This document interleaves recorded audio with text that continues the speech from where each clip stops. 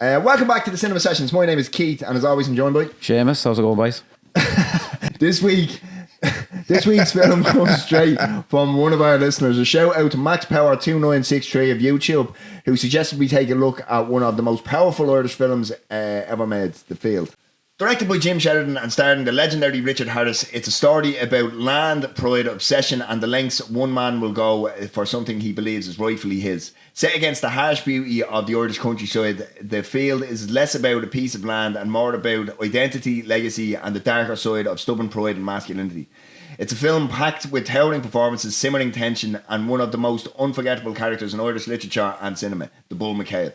So this week we're asking, is Bull McCabe defending what's his or simply destroying everything around him? Wearing a hat that's more Peaky Blinder than Paddy, we jump straight into The Field. This is the Dubliner's Guide to Cinema.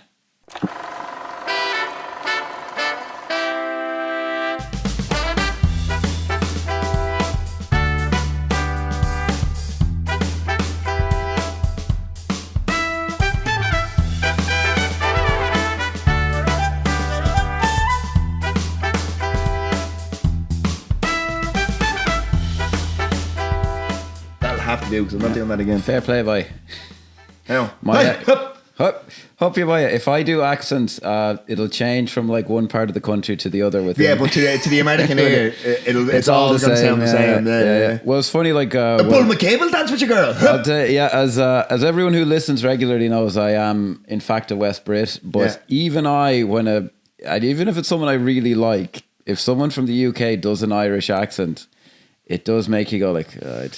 I'd rather you didn't. Yeah, it's like please don't do that. With proper thinking about it, I can do an English accent, but I have to really try and get into it. If I just do one, it's like a really bad Cockney accent. Yeah. If I'm just asked to jump into. Well, it's like the same. But like when an English person, it's typically English people do an Irish accent, as they call them. Yeah, like even if they're doing my accent, they do it like, oh, Faith and Bigora, and it's like. But then to be fair, if you say do a British accent, you'd be like, oh. But there are like a range of now we're there. You know, we know a bit more about like the regional differences, like the Liverpool one and all this, but I do find I think it's just the States. No, there is a generic Yank accent where it's like, hey, how's it going, man? But we'd all know the Brooklyn accent and the Southern accent and all this. But as friends of mine will know, they're really my strong point, the old accents now, I have to say. So on that, I really wanted to go local for this one. So, but at the same time, you know, it's the modern age, it's 2026, so I wanted to give a proper run into this. So The Field is about Bull McCabe, a farmer who is fully field pill maxing. His family's been grinding generations of XP on the same field till a Yank developer spawns into the village and auction mogs Bull, spiking his cortisol in front of the mides. Bull won't take the L, which is so alpha tension maxing. Meanwhile, his son Tig is moving through the story, pure jester maxing, while Bull's buddy Bird O'Donnell is full background gooning. It's basically a film about what happens when someone becomes so field-pilled they can't log off the land discourse, finishing with Bull lethality maxing and giving the Yank the dead pill. The film has a 7.4 rating on IMDb, and as of recording is not on Metacritic. I'll go into some of that. On Rotten Tomatoes, it has a critic score of 43% and an audience score of 82%. Fascinating. Budget and box office reports are sketchy, but according to some stuff I found, the film had a budget of 5 million Irish pounds, was made in 90, and it grossed 1.16 million British pounds in the UK. That's all I could find on it. There's a lot to talk about with the critical reaction from our Yankee friends to this film. But yeah. So I think the way to properly get into it, before we even speak about the film, is how did you come to this? When did you see this? I mean, I'm not sure, because this is one of them things that I can't remember if we read the play in school and then watched the film or where it came from. That's a good way to go into it. So as far as I can tell, I remember this being a big deal when it showed up on television here in Ireland, and I remember seeing it then. The Bull McCabe just seems like a character that's always been used to strike fear into me. Yeah, and I don't know that I've seen it much since. I was talking to a guy I work with who's from Wexford, and you know, I was telling him, I'll have to watch it now, and he genuinely just said, But would you not know it well enough to just talk about it? Like, it's just he just assumed I'd seen it 10 million times. And it is one of those films that I remember actually when I watched it for this, I was like, Jim Sheridan, because the film itself is like a separate entity. It's just this thing that's a huge landmark. It's a cultural touchstone in Ireland, like absolutely very much so. Like, yeah, like I know Jim Sheridan, I know My Left Foot, In the Name of the Father, and this came out in between both of them. Out in between, but it's like just such a big thing. It stands alone, kind of. Yeah, Jim which is not to separate him from it. He has amazing work on this, but yeah, I was just like, Jesus, right? So it is just like this cultural touchstone that we have for it, and it's one of the ones where, and especially because I was born 2 years after this film was released, so it's absolutely nothing to do with the reason it's such a culture. It's just something that lived in the psyche. Do you know what I mean? Because I think it's just so accurately reflects, because some of the characters, even as you might say, they're probably a bit OTT, like in a real world context, like the Board O'Donnell and all. Like we know, but every Irish group knows someone like him. Yeah, we have a Bull McCabe in the family somewhere. Like, do you know what I mean? We have a Toig who's a bit. We can get into the actual psyche of Toig as we go on. Like, do you know what I mean? Maybe a bit autistic, or there's something not quite right. Yeah. Maybe I shouldn't have said that, because I think it's more sociopathic or something than. He does just seem to be a bit touched. Like, I mean, sorry now, guys, but in 1990, the word people would have used is they would have called him a retard. Yeah. Like that, and I'm trying to just express like how you'd talk about that kind of a character. And look, let's like, I mean, in 1990 when the film was made, but this is what rural Ireland in the 60s, like, do you know what I mean? What was your take on that, actually? Because you thought it was earlier. Well, some of the stuff points to it being earlier, and then the JCB, that's from the 1970s. But the way the Yank is dressed and the car that he drives is 1930s. But then I went down a rabbit hole on this because they have the electricity in the dancing scene, and I was like, that happened in the 1960s. So that's the rural electrification of Ireland. Yeah. But then nowhere else has it, and I think that was just like kind of an anachronism or something. Possibly written himself into a corner, maybe, Jim Sheridan. It's hard to say, yeah. Like, it is now, and again, this is kind of meant to be Connemara, I think, which is kind of its own thing. I have a lot of family from Galway, but Connemara, I was in a fucking wedding in Connemara once, and we were caught there's like one road to get into it, and there was some owl lad driving, and we were stuck behind him for like 2 hours. It wasn't quite that long, but it felt that fucking long. Jesus. So it is kind of a thing unto itself, Connemara, but like, it could be the 30s or the 60s, like, but like, if it's the 60s, then the Beatles were around when this story was happening, which is like, oh my god, we're off a fucking backward. Like, I mean, the gas thing is now, maybe in 2026 it no longer exists, but up until very recently, these type of villages were scattered about this country, like, but where they obviously had electricity and they obviously had cars and stuff, but the sensibilities were still the fucking same. They were intact from 19 splash, like 20. That's a good way to put it. 20 odd years ago or something, a guy a friend of mine passed a job off onto me of a guy who wanted to make a tourist video for this town in Mayo, and he told me there was no road to get there. Like, there was not a road, and it was something like this, and like he was like, he wanted to entice like French and German people to go there, and he was just like videos of people making St. Bridget crosses and all this, and I was like, all right, you've got a small market for people who might actually want this, but there are like these kind of small villages and all this. See, I think now in 2026 it's performative stuff. Whereas I think gone are the days of the authenticity of like a village that is depicted here. Because I mean, you have to look at it as well.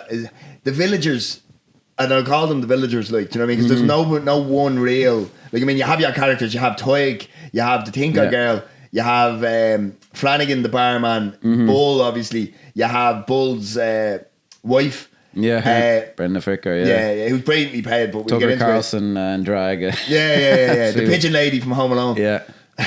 And you have the American, obviously. Yeah. And that's your characters. Now, there's obviously different bits and pieces. It's surrounded by extras and stuff, but they're a collective character almost, as that I refer to as the villagers. They're very well done, though. Jim Sheridan, a real eye for that. No, just I remember, because I used to travel down to Galway, like in the 80s and 90s now, it was, you'd go down there and you'd be like, even in a shop, and you'd be like, what the fuck what is is going it? Like on they've there. like McCulloch's milk or whatever. It'd be all different. And now I go down. And all the same. yeah, an aunt of mine who was from there, I said this to her. I said, you know, it's a bit of a shame. Sure, I used to come down and the shops would be different. You'd have all this, and I was in the local shop and they'd like an Asian fusion section. I said, like, it's a bit of a shame, you know, it's not An Asian fusion section. And a place with no roads, but we've got my sweet aunt, chili sauce. I never. My aunt looked at me with the expression of like, what's your fucking problem? Why shouldn't we have an Asian fusion section? Because to me, you fucking Jackie. Yeah, to me, I'm like, oh, it's nice when I drive down here once a year and things are different. And to her, it's like, this is my fucking life, you are. Well, fair enough. I'm not allowed to have seasoning just because I'm from the West of Ireland. Like, we have to have like brown sauce when the fucking ketchup runs out. We have to water down the ketchup or whatever. These are all legit stories my dad told me, I'm just saying. Yeah, but this film, it is... I think it perfectly captures a time and a place and a moment in Irish culture. Yeah, big time, yeah. And it's still something that's still why there, yeah. That's why I think, I've never seen the play. Mm-hmm. I've read the play in school. Okay, right. But I've never seen the play, so maybe it's different. But I think the film struggles with the kind of timestamp. Do you know what I mean? Of when this actually takes place. Yeah, I took it as just... It's like your imagination of it or something. Like if you ever watch like the old Hammer horrors, for example, like you'd be like, well, this is like the 17th century, and then someone has like an early car in it or something, and you're like, they're just basically, it's a long time ago, or whatever. I just take it as this. I like the idea it's in the 30s because the obsession they have with the famine seems more...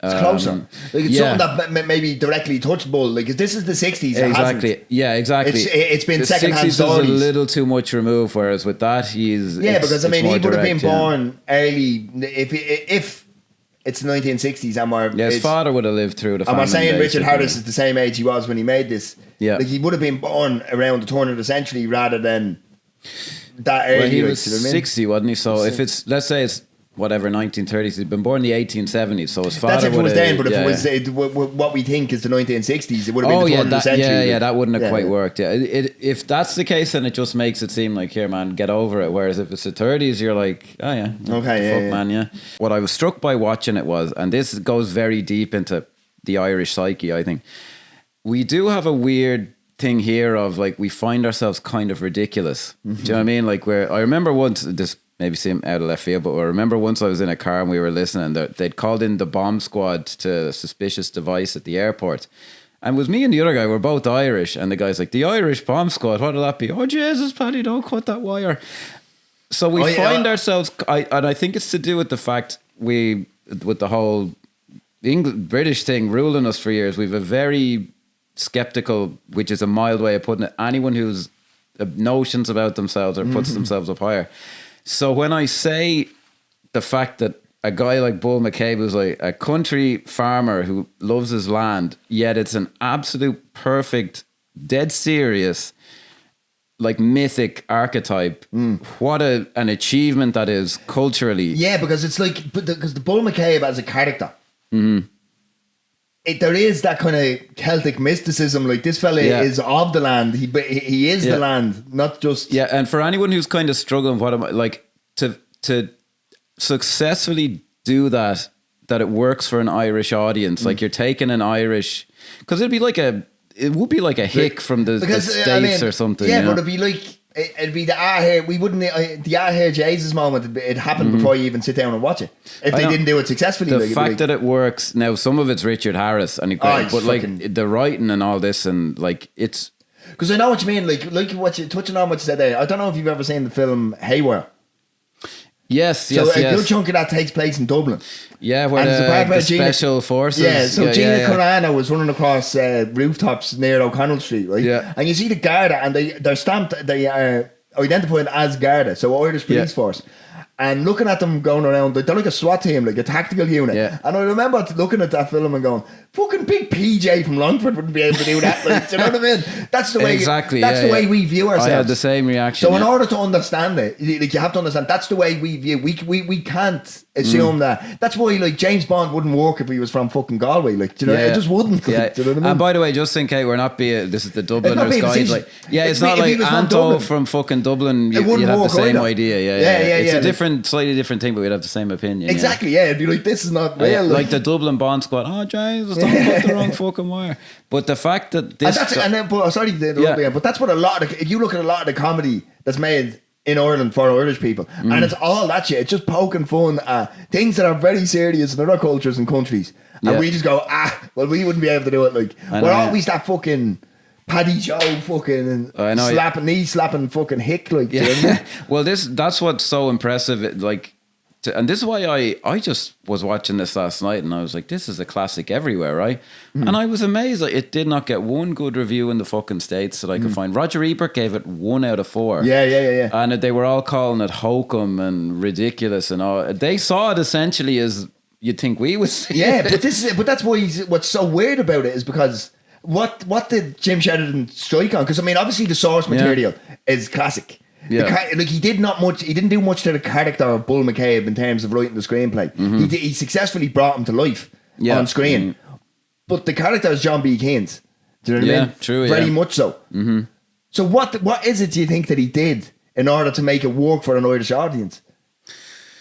So from the first jump of the film, it is mythic. Like it's like the mist of the land and the struggle and all this, and it's just very successfully done. Like it's hard to put your finger. I can imagine a bad version of it. He does not do the bad version. Like he's great with actors, but he was also like the costuming and the sets and all this. That's why it seemed like a lot of money for an Irish film, but then they have Richard Harris and Sean Bean and like the sets and all this. So £5 million at the time. But I mean, Sean Bean in 1990, he wasn't that big. Yeah, John Hurt was a big actor. Oh though. yeah. I was surprised. Remember, geez, but you have to understand, like, what skill of acting does John Hurt come from? Maybe he sees John B. Keane play and goes, "Oh, you have to be in this." He was a big theatre guy. Do you know what I mean?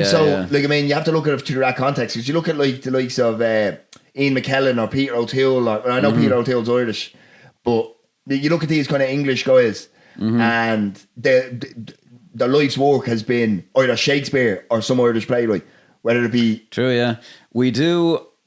I think around this time, actually, you would have said different, but films, I would think, are one of the weaker things we do, actually. Music and books.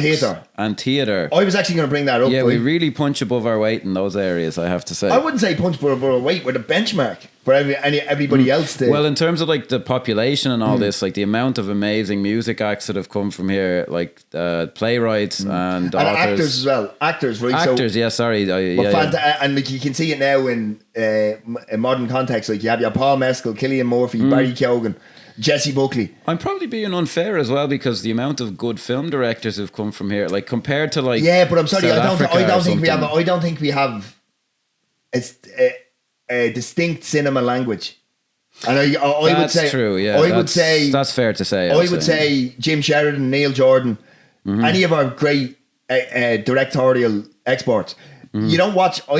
Maybe I'm wrong, or maybe I'm too harsh. But like, if you look at, like, say, you watch a French New Wave film, like a Francois Truffaut, or you go, like, that's a French film, or that's an Italian film, like whether it's the Italian neorealists or anything, cinema verite. You look at British New Wave, any of these things, you go, that's distinctly, that is British.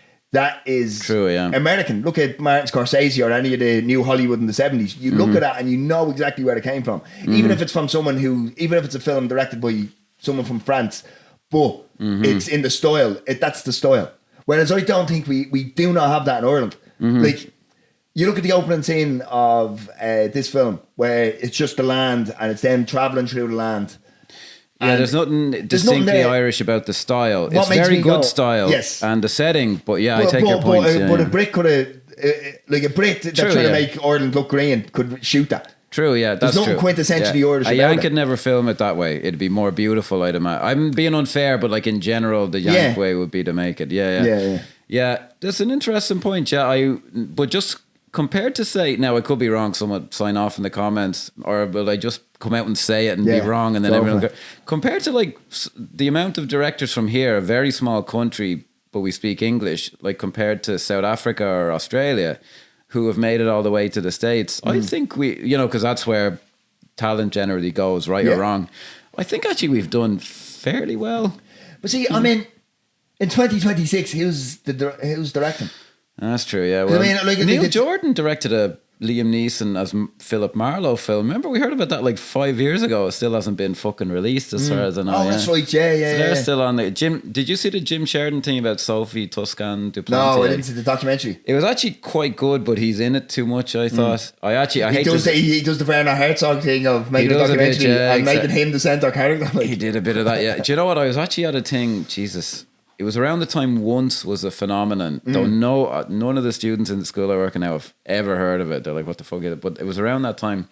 There was some IFI event on and they had him on. And IFI is the Irish Film Institute. Yeah, sorry guys. And like, it was quite because he's this fucking towering figure in Irish, and like most people were just not listening to him. There was like a free bar, but it was very hard. I always struggled after I saw Jim Sheridan bring 50 Cent to Sheriff Street is when I struggled to it was post Get Rich or Die Trying, what the fuck, which is a legendary I know this is up, completely might be completely off topic, but what the fuck was he, how did he get that job?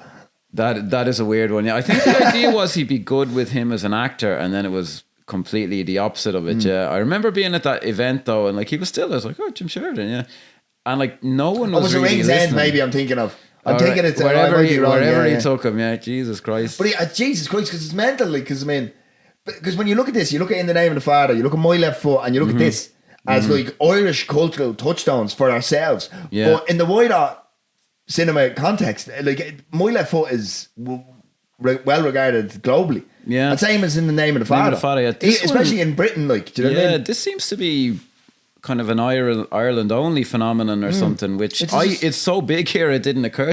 Yeah, because like if you look at the IMDb, I couldn't believe the Rotten Tomato score. Yeah, when I was researching If you look at did you notice on IMDb there's like 12 reviews? It's nearly like a forgotten film outside of our, and like this DVD that we have here, the quality on it's kind of shite and it's a bit kind of farted out and all this. Yeah.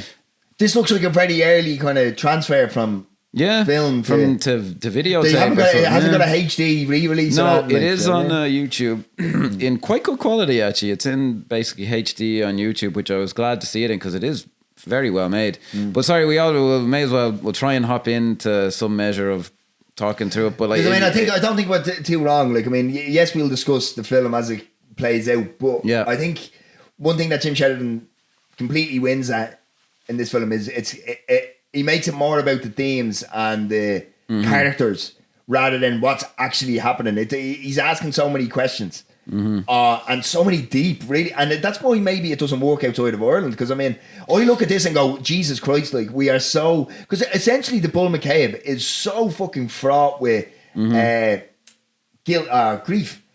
That he's completely destroyed by the pressure of being able to express his feelings. Yeah, that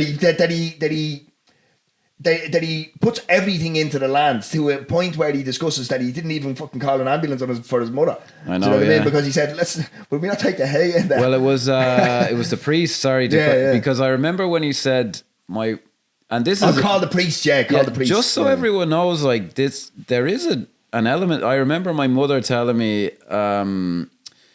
like a plane nearly crashed near the tiny village where she grew up, and this was in the 60s, I want to say, and she thought it was the bombs dropping, right? And she was telling me this story, so she says, I ran into the bedroom and said an act of contrition. Like, this is what people don't, and you and I don't think, because we're not religious, we don't quite understand. Because I remember on a film course we both took, like one of the teachers or the lecturers or whatever you want to call them, like the topic of religion was brought up for a short film I was working on, and it's just a system of control for the men to put the women down and all this. I'm like, who was that? I wouldn't mention the person's name, but I am not saying she's completely wrong. What I'm saying is though, but my mother didn't fucking grab a rosary and say the act of contrition because she didn't think there's someone watching her. Like, if you want to talk about the structures of it and all this, but a lot of it we just can't quite in the modern age we can't quite understand that religiosity. If you're Enoch Burks of the world, fucking can. I hate that guy, by the way. Just to get that out there. But because you're right. Like, but I suppose this is, we're getting onto wider issues here. But, why not? It's an Irish film. It's a Dubliners Guide to Cinema. We can do what we fucking want. Yeah. Right? Yeah. But no, sorry for my country accent earlier. No, but in those moments where you think the bombs are dropping, and you have that moment to have, which I'd argue is with yourself, but and obviously it brings comfort to think it's with somebody else. Those moments must be really fucking powerful, like.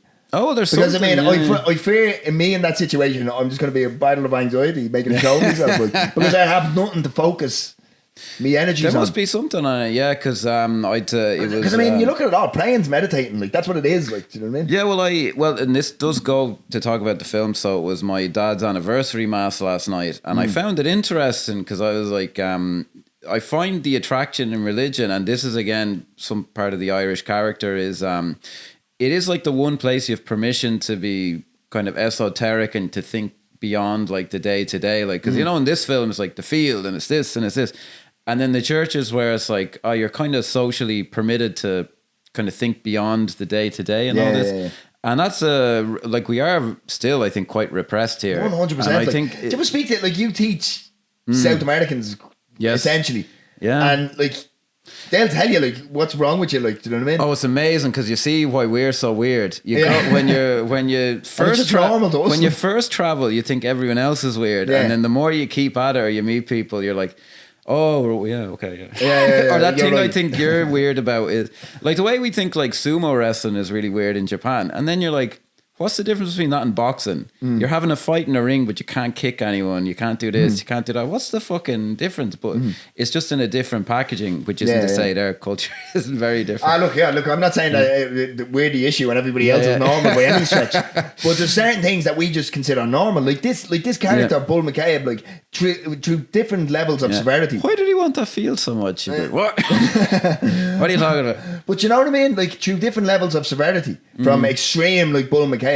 It's all ultimately a complete repression of our feelings and not being able to.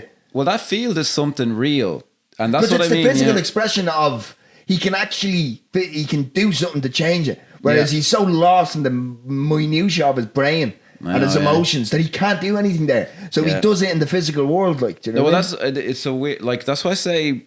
And he's killing poor Toig. Like, I know, yeah, poor old fucking Toig. No, I'm kind of trying to get at something here, but like it like Irish people really react to. No, you can put your hand on it, like it's real, and that's what I mean. The church, is in a way what kept us down, but in a way is also like it's kind of opening the door to there's more to this and put your faith. But the problem is maybe you get now.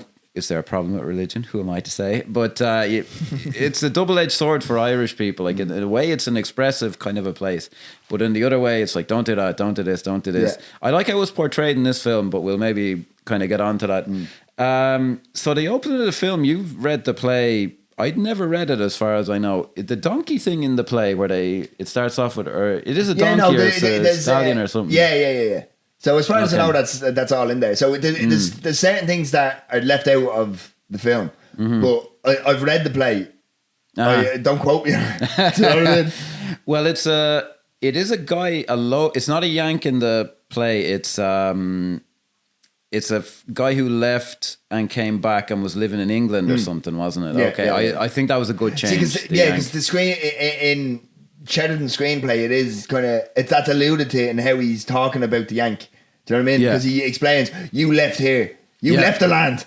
I know you want the land back. I know, yeah. Oh, Jesus, the old bull. The way he's done though is so like it's like an Irish person, but like where he's driving along. I can't remember what he says, but he says to the bird, he goes, "Did you do this?" And he's like, "Oh no," and he goes, "I think you did," and he's saying it like with it. He's like, and that's because there's such personality to the Bull McCabe, and that goes like I don't know when to bring it up but there's real humanity to Bull. Do you know what I mean? So it's easy to get caught up. Oh, is he actually a villain, or is he just? Well, he knows how to treat people. Like he's buying rounds at the pub, and he seems to be like the leader of the community through sheer force of personality because he's not richer than anyone else. That's true because even like. I suppose, look, let's just... We'll kind of get into the film a bit. And then because I think we have to. The plot is good and it moves forward well, but like... I think this is more about the characters and what than it is what's happening on screen, do you know what I mean? Oh, it's a pure character study of him, yeah. No, I think we've been singing the film's praises for a bit, so there's so much kind of meat to pull on. I think Sean Bean is a little uneven. Completely miscast, in my opinion. Yeah. Now, he's too. I think there's moments where he's actually okay, but he's a little too handsome. The moments he's okay is when he's not talking. And I don't mean that smartly, because one thing you'll hear a lot of Irish people going about is when foreigners are doing accents. Because usually... Yeah, even John Hurt's accent's a little variable. And he's not even the worst at it. No. Do you know what I mean? But Sean Bean is atrocious. Like, he's almost... for someone to put context on it, because I know that to the English ear or the American ear or even the European ear, he's like, oh, that sounds exactly like you. It's a very particular gra that Irish people have that we recognise that nobody outside of us seems to get. Well, it would be... So it's the way I would describe it to someone who knows, because it's widely panned by everybody, no matter where they're from. Keanu Reeves' accent in Dracula. No. I wouldn't put him on that level. But that's what it sounds. What a dodgy accent sounds like to us, even though it sounds normal to other people. Well, I think some of the issue is it's apparently this is a thing in people who are actually from the American South. They're like, oh, he's doing a Kentucky accent and he's doing this. He is essentially doing some kind of and it does change. It's a nondescript kind of it's like Cork or something. For whatever reason, I find when because I was in my head kind of doing my spiel from earlier, and I was like, even in my head, I'd be like, no, that'd be Cork. Yeah. And I'm like, but why the fuck would it be Cork? Because I have a friend who's from Cork. But there's something about that you kind of gravitate to. Yeah, but so it's very funny now. But it's very funny now because the Cork accent's going viral all over Jamaican. That's right. Caribbean, that's right. Yeah. Do you ever see even? And it is a great film, but In the Wind That Shakes the Bardi, because I think no one else had noticed it, but Cillian Murphy has a Cork accent, and then his brother is from the guy is from Wexford or something. And for an Irish person, you're like, yeah, because first of all, they don't look like, actually the brother is kind of this Giga Chad kind of type strapping guy, and Cillian Murphy, like, I know all the ladies love him, but it didn't take me out of film, but I was like, for an Irish person, you're like, it just puts distance that's between one the of them brothers. things where Ken Loach is an English man telling a story about the Irish. And I don't think it was a bad decision. I'd say it was just, if I just let you do your normal accents, it'll be better for the performances overall. So for whatever you lose, you gain in that. Yeah. But it was fine. But to an Irish person, so I did notice with Sean Bean, and he just has such a strong Northern English accent. Yeah, but Sean Bean is a very good actor. Yeah, but the problem I have with this is not solely down to his accent. I just don't think a lot of his dialogue or anything is, because I mean, did you notice that a lot of it gets lost with sounds of he's talking, but there's something else going on. Whether it's the score or it's kind of hard to hear. I wonder if it was edited I think out that was way on purpose. Yeah. Now, because John it is particularly bad in places. But the thing is, what I said he's very good is when he's given the Tinker Girl looks, and when he's good at that. He's very.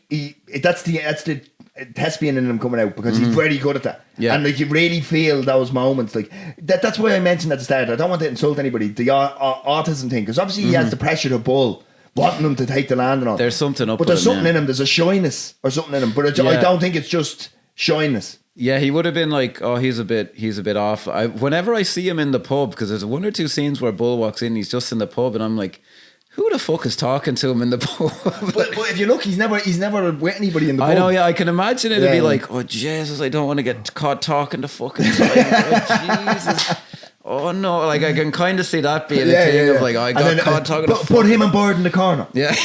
Put him on board in the corner, put them next to each other. Yeah. Now John Hurt is very good as Bird, but again, just the accent every now and then, and it's such an out there character, like the way he carries on. But the fact he pulled it off at all.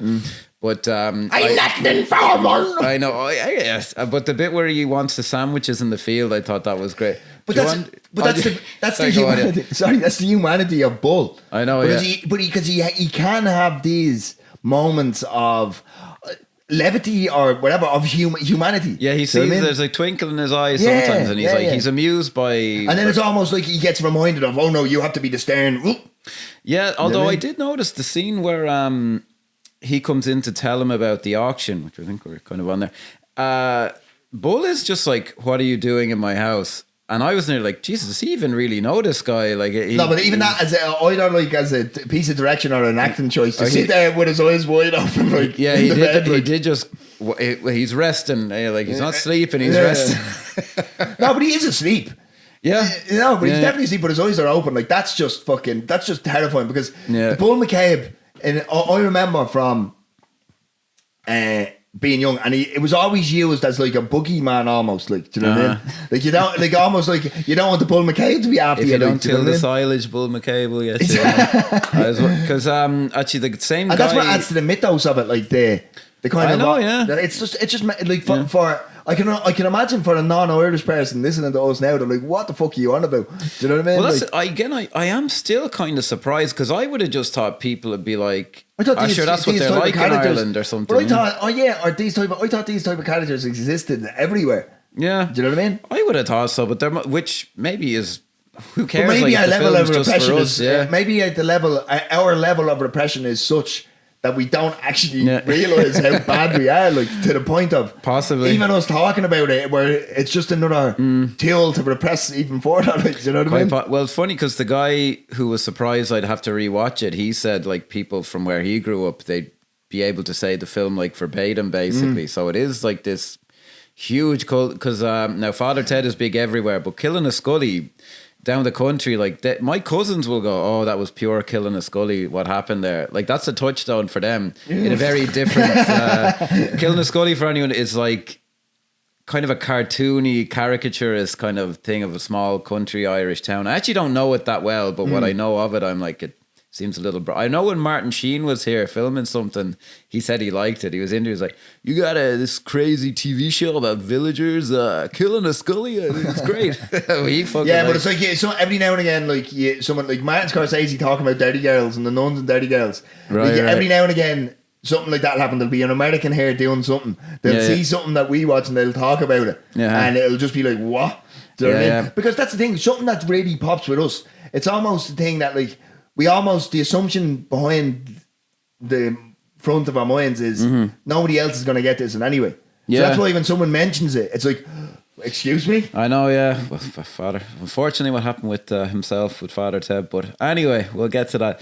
No, so I think the next person to talk about is our pal, the Yank, played by Tom Berenger. Yeah. I remember when I was watching it last night and he walks into the fucking country dance hall and he could not possibly be more out of... That's why I think it's the 30s. The way he's dressed is nearly like a gangster kind of a style. Like very Gangster Squad or one of them type of films. And like. Tom Berenger is doing an accent that's not his own. He's putting on more of an accent. But when he walks in and you're just like, I was saying in the intro, but like the word nowadays is like he mogs someone. Do you know what that is, like, to mog someone? Yeah, it's like the clavicular look smacks. It's like to make other people look foolish by looking so good or something. Yeah, but just stand next to someone and then... he just walks in and he's just like, his clothes are just clean. So much nicer. And these guys look like fucking... Yeah, they look like the farmers and all. But he walks in and I'd be like, geez, I'd be an awful lot more awkward. Because I think even the music stops when he walks in. And he seems very much like, all right, grand. This is all right, yeah. He is. I do like how there's an arrogance to him. Like, he isn't... I don't know, compared to the play, he might be more sympathetic. But he's a bit of an arsehole. He's not... completely an arsehole. Because he's the outsider. We can't be on his side. Let's not forget this is a film at the end of the day. We can't have any sympathy for this guy. We need to be on both sides. Well, even the way he talks to the priest when he's out driving, when he's like, get in the car, Father, get out, Father. Like, he doesn't say, would you mind? He says, get out of the car, Father. Look, this is what I want. Get in the car. Because, I mean, you have to understand as well, like, when Bull, so the board O'Donnell has just come to Bull's house and explained to him about the auction, and it's going for public auction. We also haven't mentioned that the reason I said he's a bit of a sociopath Toig is because he's been fucking harassing the widow. Yeah. What's the deal with the widow? Because I was half watching it going, is she English? Is she Protestant? She's just from another village? She's not from Cardiff Thomond. Yeah. She is more refined than the rest of them. And she's an outsider, because then she even mentions that she's going back to her people. She's getting away from you as fucking bog buddies. Like, they don't quite spell it out, but you get from the actress. You're it's like, mad though, just how the villagers in this are just, because if these guys turned white-eyed and picked up pitchforks and just started, like, do you ever play Resident Evil 4?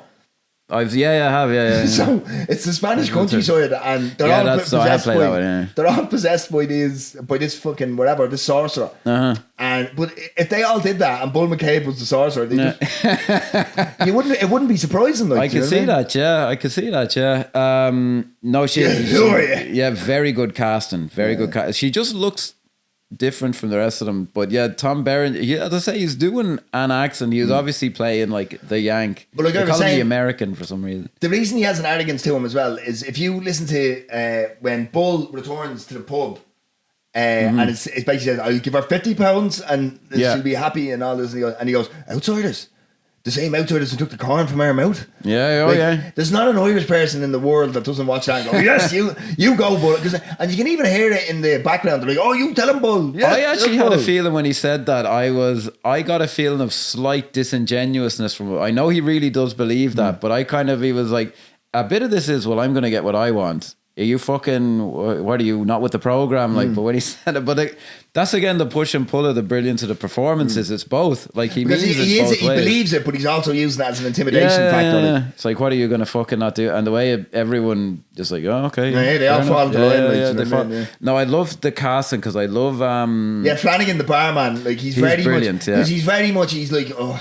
He doesn't want to be. He did, because I mean, obviously Ireland at this time, whether it was the 60s or the 30s, or the fucking 1840s or whatever it was, the barman was judge, jury, executioner. Do you know what I mean? That's where everybody was up until, like, I mean, I don't know how your father was, but like my father, like they were all in the pub, like. Oh, fuck, and that wasn't that long, like. I remember. I was actually only thinking the other day. They'd go home after work, it'd be to the pub, and then they'd come home and they might see it before you go to bed, but if not, who cares? Oh, no, well, I'll tell you, my young one doesn't know how good she has it, because my dad would just go to the pub. We'd be down in the Galway countryside with my cousin, and he'd go to the pub, and I was going with him, and he didn't give me even 20p for the fucking video that usually...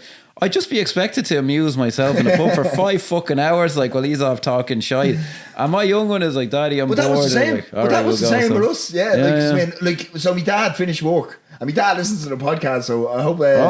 Let's pleased to have you. Yeah. Don't worry, I'm not insulting you. Yeah. But do you know what I mean? He'd go to the pub after work, and you mightn't see him some days. So I'd go to school the next day, having not seen him, and then so it could be 2 or 3 days before I see him. Oh, my dad was a great man for the pub. But then on a Saturday or Sunday, if we all go out for dinner, it'd be fucking 7 hours of us bouncing off the walls full of sugar, and it's like, no, go and play somewhere else. Like, jeez, now all my memories are me dad like drag me to these country pubs, and I'd just be, they'd usually have a pool room, and I remember one night I ended up in there, and they had an arcade game, and I remember I had no money, and my cousins were off hanging out with their mates or whatever, and I was just standing at the arcade. And you were the fucking outsider.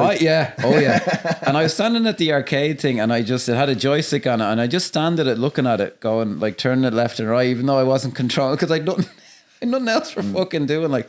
And I remember like a fight broke out, like 2 lads. I remember one of them had a leather jacket, so I was like, oh, he's a big kid or whatever.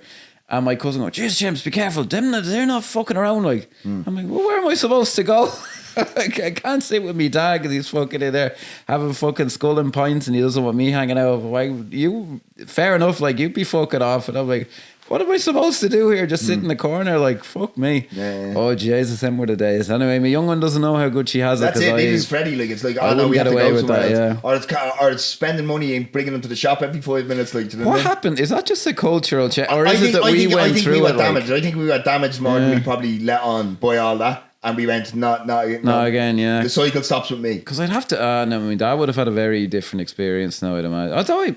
Who the fuck knows? Yeah, but your dad probably grew up in a time when the kids weren't allowed in, so you were left outside the pub. True, yeah. Either that or he'd just stay home with me grandmother or something. Anyway, fuck me, jeez. Them were the days. I think at this point now it's important, because I can imagine someone outside of the culture not understanding why not just get a different field? Like, why not? Yeah. Like, actually, that was one of the criticisms I read, is all the other fields look the same, but there is a wide shot where they did something or another. Oh no, it looks greener. Yeah, definitely, because that's what he did. It was all, the whole point is he brought it from rocks to what it is now. Yeah, like, how hard he worked, and how it's his field, and it's been there for, like, his father worked it and everything. But the thing is, I'm thinking as a wider context, right? The reason why that clicks with us without much explaining is because we understand what land means in this country. Because not that. We won't turn this into an English passion. Go political. You know what I mean? But like we were colonized for 800 years. So like although me and you weren't, that is still there. That cultural kind of trauma of we remember what it was like to own the land, but not to have people come and just take it. It is in this film as well. He's even skeptical. He's very skeptical of the local authority, the police, but he's very skeptical even of the priest. Now that is more of a personal thing, but they bring up some of the, and again, we have a distrust of authority here, and it's I would bet my bottom dollar it's because of it's the fucking trauma from the past. But that's why I can understand why people don't understand, but we get it. If you have the opportunity to own land in Ireland, especially here in this in like the 60s, like it's like, oh yeah, you're gonna take it with all your might, because to us owning land is agency, and of which we didn't have and never had. Because so early in our history. And correct me now if I'm wrong, but this part of the country in particular was very, very badly hit by it was particularly badly hit by the famine, if I'm not mistaken. Because it was like, and even like the Brits throughout, like if you look at Cromwell's time and all, it was to hell at the Connacht. So you have to understand that and the land in the West is, the reason it was to hell at the Connacht was we're taking all the land outside of Connacht for ourselves. And you can go and do that. And the reason they sent them to Connacht was because the land was shit. You couldn't farm it anyway. Yeah, it was in Ulster. That's the reason. It was by far the best farming land in Ireland. Possibly, I remember hearing that. But the west of Ireland, Connemara, Galway, Mayo. No, that's a real thing. That's why there's all them fucking stone walls down there. Because there's so many fucking stones in the fucking ground. Like. But that's what it is. Like, do you know what I mean? And you couldn't farm land, which is what makes this more special. Which I can understand because it's not mentioned in the film. So I can understand a Yank not getting that. You know what I mean? Because we understand that, well, that's shit land that he's brought it to. Well, I think, and I'm kind of thinking on my feet here now, but what I found weird about the reviews, and I think they were seeing it as, this is a weird excuse, this is a weird inciting incident, to use the industry term, for melodrama. And to Irish people, it's just like, no, that is the point of the story. That's not an excuse. That's not an inciting incident. Yeah, that's it's not an excuse for the murder. That's the not murder a plot point, is do you know what I mean? why it's pure. Like it's very deeply, whether we acknowledge it or not. Like I would be someone who you'd be like, oh, I'm X, Y, or Z. I'm a modern man, but still, like if you're born, you fucking understand it. Like, someone's gonna clip that to make me sound racist. You don't have to be fucking born to be Irish. Anyway, fuck it. Great film. Thanks for joining us. Right. So Reeling in the Years was have they stopped doing it, or it's a television show? As far as I know, it's still where what they do is it's really good. They take news stories of the year and then they play popular music from the year over it, and it's only like 25 minutes or whatever. So it's brilliant. It's a brilliant show. Yeah, I if it is a pure Irish RTE invention, I'd be amazed. Which kind of ties into a lot of the problems we have with ourselves talking about earlier. But they did one for 1990 and they had that clip, and it's like it seems to be very bad for you if you do that. And it's just a really great dramatic scene, the way it's written, the way it keeps ratcheting up, and the way at the end, like Tom Berenger's like, why wait, I'm willing to go higher, and he's like, oh, yeah, but not even that, even before that, like it's just the way it's the jolt of intensity it gets, because it's just a run of the mill. It's Bull McCabe's having fun with it, with Board getting him to ratchet up the price, because it's going to 50 and that's it. And then there's a fucking specific, it's not here, no, I'm thinking of a later scene where he literally just goes, and the look he gives, because yeah. I was going to say, actually, I did like a nice touch was the auctioneer character. Everything about him, like just his costuming and his accent, he's clearly like, well, he's the local educated man. Like he's not as countrified as the rest of everybody. Barman, that's Flanagan. No, the barman is there, but the auctioneer is a separate guy. Okay. He's a guy who's like going once, and he has like a fancier quote unquote accent. He does. He's the one who calls the auction.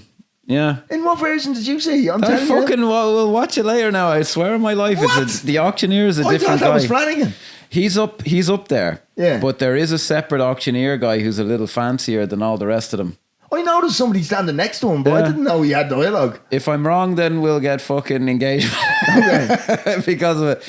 Go back and check. I remember noticing it now. I could be maybe I was fucking off me nut or something at the time, but I'm pretty sure, yeah, there's a separate auctioneer character who's definitely who does is. the calls. Yeah, yeah, I yeah. didn't know. Okay. Yeah. I like that touch of that's a very country thing as well. Like, oh, he's the local respectable guy. Like he went to university or he lived in Dublin for a while. I'm sorry, I missed out on one thing I wanted to say because I cannot go. The scene with the bull at home where he's eating the dinner and the fucking noise he makes when he's eating is like absolutely. But he's eating like he's in prison. Like yeah, he is wolfing that fucking food into it, which is very true to life. Like he's like, you'd have to understand, like, because I mean, obviously we have to mention now that the Brenda Fricker character. Yes. And that is so quintessentially Irish as well. Mm-hmm. The couple that will not divorce and haven't spoken to each other in 20 years. That is Irish. Yeah, Like, that was another thing our Yankee friends picked up on and was like, well, come on now, that's a bit diddly-eye or something. I was like, but it's not. Well, it is and it is. Let's say. No, that's not complete diddly-eye, because I mean, I know couples now that might not talk to each other, but that will not live because of this old fucking archaic way of thinking. Like, oh yeah, big time. Yeah. It's like when I say it's diddly-eye, like we wouldn't call ourselves diddly-eye, we just call it Irish. But that was just, it seemed like they just took this as they're trying to pass this fucking, Paddy Wackery off on us. But like and that's why it adds like that eating, like, do you know what I mean? But it's because it's uncomfortable for him as well. But we can sit here and pretend like it's not. But he just want to be sitting there in silence with his missus. But maybe the woman he loved at one stage. Do you know what I mean? Well, she seems to still, we'll get into it later, but she seems to still respect him. But they are just like, they don't talk. Fuck this, like it's too painful almost, Yeah. And that's very Irish. Like, let's not talk about it. Like, do you know what I mean? Yeah. So we've the auction scene. We go on, and then we're introduced a little more to the Yank. Now this is weird. The scene where he's out driving with the father. I like how the Yank's a bit of an arsehole, and he's like, "Get out of the car, father." Like, he's quite like obnoxious to him. Yeah. But then there's a scene later where, and the problem is the film is so realistic and like, of a certain tone. This stuck out to me. I don't know if you noticed, there's a scene where he seems to be staying in the priest's house or something. I don't know. Which does actually seem, I like how the priest is kind of corrupted by this guy. Like he's kind of he's the played very well by Sean McGinley. He's very good, yeah. And like I think he's obviously again someone who's a little more educated and he's an outsider as well. That's why the Bull does not like him. Bull, yeah. Because throughout before the kind of meat and potatoes of the character interactions between the Bull and the priest happen, the kind of prologue to it is the prologue or the epilogue is first? Prologue before. Yeah, sorry, I was getting confused there. But so the prologue between the two characters is all you're only a footnote here. You're not staying around. You're being in and out of here. And he doesn't like the church anyway because of his son. What happened with his son, which comes out later, which I didn't pick up on, is quite subtle. Where they're in the graveyard and he says, "I have to go up here to visit Seamus' grave because they wouldn't bury him." And anyway. But there's a scene with the two of them in the priest's house, and it is just weird because Tom Berenger kind of turns his back to him. Actually, I think they both have dialogue with their back to the camera, and it was clearly dubbed in. Yeah. And I think there's even a moment where they wrote a really overlong thing for Tom. I think they do a freeze frame on him so it'll fit in. Where he kind of goes like, "My grandfather came here," and I think that's nice that they gave him kind of a backstory. Is this where there's a great line of dialogue where he goes, "I'll take my hat off for God when I should meet him." Is this? Oh, that's later where he comes to confront them. This is earlier where it's kind of you kind of see a relationship. It's just the two of them, yeah. And it's again like just in a film that's so down to earth and true, like the fact that I'm like, I think there's a fucking freeze frame there to give him extra lines of dialogue, but it is just him explaining like he didn't just come there for no reason. Like he is John Wayne and the Quiet Man, like he's the Yank. Although John Wayne is actually supposed to be fucking from Connemara. The Quiet Man pulled a fucking other one. But he is like someone who's American who has a connection to the to his roots here in Ireland, which we all have a huge amount of respect for and never question. We just accept them. We just accept them as purely Irish immediately. Yeah, but like I mean, I hate to quote Dana White, but yes, like, you know, he says about, you know when Americans are like, oh, I'm Irish or I'm Italian. Do you know the number one people who absolutely hate you when you say that. It's the people who are actually from them countries. Yeah. You know what I mean? You're American, stop it. I remember a guy, I'll tell this very quickly, a guy, he used to work in a tourist bar here in town. He said, fucking Yank came in one time and he goes, give me a pint of that Guinness. And he says, all right. So I pour it 3/4 of it away and put it down. And your man snatches it off the bar, goes, great, amazing, slams it down, gives him a 20 and walks out. For fuck's sake. Like, and the guy be like, I have the greatest pint of Guinness in my life. And like the fucking thing hadn't even settled like the 3/4. Yeah. But now, one thing I will say is like, that is bullshit. The resting of the point and all, that's all folk stories. Is it? It's not real. I have had two. We're getting very deep into Irish. I've had 2 pints of Guinness in my life, and I think both of them were bad pints of Guinness. My God, and Guinness is mother's milk. Guinness is the nectar of the gods. I remember when some friends of mine started drinking it, and I was like, "Sure, that's a fucking old lad's drink. That's what my dad drinks." When I was younger, there used to be that idea. I remember when I was younger, but like, I swear to God, now, like, I mean, I haven't had a drink this year so far, right? Knock but on even wood. now, Keep it up, yeah. Even now, talking about it, I'm like, oh my God! Even the I haven't brought it up. I think they must have both been bad pints, and I only got them. Do you know what dates this film as well? Prior to 1960, it's the Guinness that they're drinking. Because they're drinking the old style fucking from a bottle type Guinness. It's not draft, like, or not from a... Oh, right, okay, yeah. Because if you notice, when they're in the pub, it's like, it's essentially like, if you, do you ever pour, like, say, like a 2 litre of Coca-Cola, and you pour it out in the bottle, and it gets that, obviously it fizzes up, but it gets to that small... Yeah, that's what the pints of Guinness used to look like. Oh, yeah, they're very thin. Yeah, that's what it used to look like. So that's actually dating the previous to that as well. Like, interesting. That just popped into my I head take it as apart from that JCB, it's the 1930s. I think. Yeah. We did miss to talk about the fucking dance scene, by the way. This is why which predates Titanic. And James Cameron just robbed shots from. Yes, 100%. Yeah, it's fucking. Make no mistake, Jim Cameron completely. Well, he steals only from and there's a bits of that's a bit like Sean Bean. The only word is he's gurning a bit. He's like, and you're like, all right, but like the way Bull is egging him on, it's like, go on, Jesus Christ. No, but the whole thing, that's we all know, like, there's when we're dubs, so we think that we're better than everybody else. That's just the way it is. Like. Yeah, afraid so. And hell, maybe we are. Is there any maybe about it? I mean, look when we're sitting around, I want you to think paid for gold here. I know, but when we're sitting around and we're in this type of context, whether it's a house party or a 21st or a wedding, we're all up your way. We all turn into the Bull McCabe. Yeah. Like when the Tinker girl is saying, why won't nobody dance with me? And I have issues with her accent because she's clearly not a Tinker. Yeah. But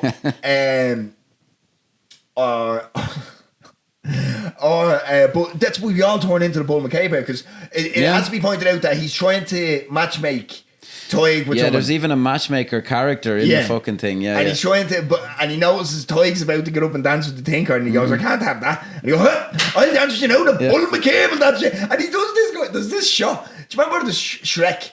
When there's a big dance number, right? So he literally takes off his hat. It's down the end of the dance floor, and he pulls off his hat. He goes, "The Bull McCabe will dance with you."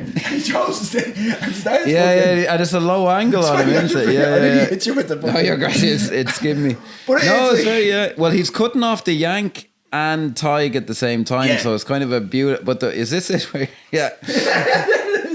It's great, yeah. There was a fucking. Well, when I was watching it, and I did. It's the Irishman in me. I found myself just going. Fucking great track. It is a nice hat. Can I reach it here? Or? No. Oh fuck. Now's as good a time as any to knock the fucking microphone, I suppose. Oh shit. But yeah, we all. Torn back. We all torn into the Bull McCabe in this scene. It's true, yeah. At different stages. This could be a funeral. This could be a wake. And it's like, come on. The music's starting. Up we go, you know what I mean? That's great stuff, yeah. It does get, it's a little OTT with some of it, but like the fact that... Yeah, like, I mean, because it's clear, like, I mean... It is literally the same shots from Titanic, like the point of view of them as you're dancing with them. Yeah. Well, I used to say stole from the best. So where and this is what, 6 or 7 years before Titanic? It is indeed, yeah. I bet. Well, it's just like he's kind of underrated as a filmmaker, Jim Sheridan. I think him and Neil Jordan are kind of lumped in with they're great for the actors and they're just kind of generally good filmmakers. But Neil Jordan, if you watch his stuff, his camera work is very, very good. It's not showy, but it's very, very good. Same thing here with Jim Sheridan, because I think we're getting to the scene where he confronts the Yank in the house, where he is just like, this isn't happening. And so he finds out that Tig has been... So he's... What I like about it as well, it has that push and pull of the moral high ground, because he comes in and the priest is like, well, actually, did you know that you were threatening that poor woman and all this? And the thing is, but he has no idea, because I mean, it happens, and I mean, I suppose we should have touched on it earlier on at the auction scene when she says to the reserve, he goes, because someone throws something at the woman. She's like, because the villagers are all very angry that she's selling Bull McCabe's. You know, even they don't understand property rights. Like, no. You know what I mean? That's a bit, but that's a point I think is being made here. Is like the land you can't. It's a very kind of Native American type of like when they bought Manhattan. From the Native Americans for like with the equivalent of like $12 or something. So all the British capitalists went, "Ooh, we just robbed this land for $12." But the reason they sold the land is because you can't sell land. You don't own it. Do you know what I mean? We don't own it. Like morally, you're like, geez, would you not just sell it to Bull for like a fair price? But she does. What I like about it is she obviously thinks something's up with him, and she probably blames him. Although there was a moment suggesting she knows it's Tig who's fucking with her, because she kind of stares at him. But when he helps her up onto and she has no hesitation in grabbing his hand. I think her hand is up before. I think she knows. All right, I know him well enough. It's not him. I don't particularly like him, but I know it wasn't him. There's just great, because he is a man of honor. Like because I mean, you can see, even when he realizes that Tig's been terrorizing her, he goes out and he stops short of fucking beating him. Yeah, but like he was literally not happy about it. He does the next best thing in Tig's brain, and he completely scolds him. Like, and he scolds him as well about killing he's like, you never, and killing animals a sin, or something along those lines. Like he said, that's an innocent animal. You shouldn't do that, because he does have. You know, he isn't a bad guy. He's just a kind of. He's just a heavily repressed. Like, I mean, I mean, we could sit here for the next hour and debate what he is. Like, is he a villain, or is he just someone who's crushed by life? Is he a sociopath or no? So he's confronted in the house, and this is the one, and it's not even showy. It's very appropriate, but it's the one time where you might notice a camera move, and it's during Bull's monologue about the field and like his father and his mother and all this. This is so beautifully. Yeah, there's a slow pushing on him, and it's not just a slow pushing, because he moves at the end. It's a very, I know it sounds like, oh, he's just moved, but like it's a complicated move because the focus and all this. These are film cameras in 1990, probably not a huge budget. But this is what I mean. Like, Sheridan was not just someone who talked to the actors and let the cinematographer away with himself. Like it's. That is beautiful. But this whole stuff, scene, like just how, now this is pure performance from Richard Harris. It is amazing. The way he chokes up when he says, when he's trying to say about how he said, bring the torch in force. And it's like, because I mean, I was watching it last night, and so I've obviously, this would be like my third viewing in the past week. So I was kind of not as invested emotionally, say, in it, and I was just that's fucking hilarious, like, because I almost saw the funny side of it, of him choking up because he was. Well, there's an exaggeration to it, but at the same time, when I watched it last week for the first time in a while, it was, I was in it. Oh yeah, Jesus! I didn't take a breath for the whole time he did it. It is just it's one of these things that they don't do as much anymore. And this is where he turns the fucking back. And this is really I don't know why it was a choice, a directing choice, because there's a part before he gets to the point where he gets choked up about he's looking out the window. You can't see his face, like. Oh, and then he turned. Yeah, I think it's all in one shot as well, isn't it? Well, sorry, from a certain point now it is when he actually starts full on the mop, but it is just.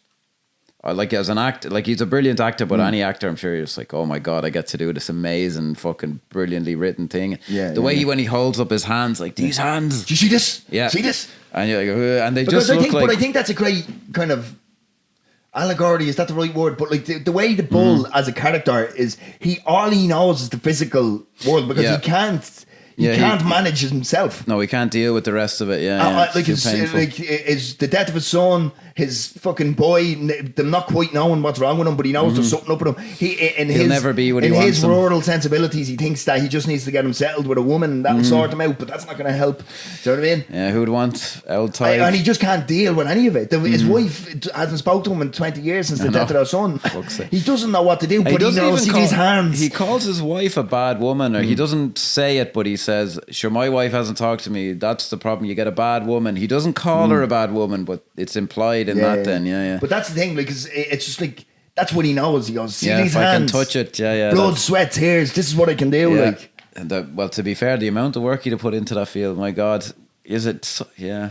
Well, it beats. Why deal with the real world when you can go to the same field every day and fucking? That's why I think a lot of fucking old men take up gardening, like, because it deals with having to deal with it. Deals. I know, yeah. It makes sure that you don't have to deal with the thoughts of your ultimate demise. You know? Yeah. Because think about it. Because you're busy. The fucking roses need tending to, so I'm going to tend to them. Whereas if you're just sat there with a cup of tea looking out the window, you might go, actually, do you know what? That's a bit mournful, yeah. Do you know what I mean? So this is where things ratchet up and where he makes like an overt threat to the Yank. Like he says, you know, you will regret this. You know, any man who stands in my way, and you believe him. Like. Oh yeah. But you can understand as well. It's good character work, I suppose, that the Yank doesn't give a shit. He's like, you're the king of this old fucking. Yeah. He says to him a few points like, who do you think you are? You're kind of half of you like he's so because right. Because it makes perfect sense though. You're the king of Carrick Thomond. Carrick Thomond.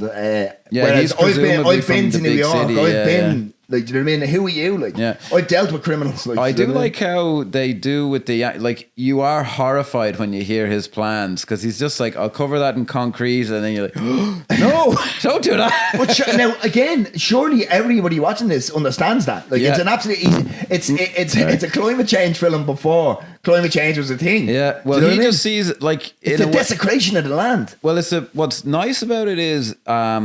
Actually, I think we should actually point out here, from here on out, the land, the land becomes almost a character because of how it's spoken big about. Time, yeah. Because up until then, we're talking about the field.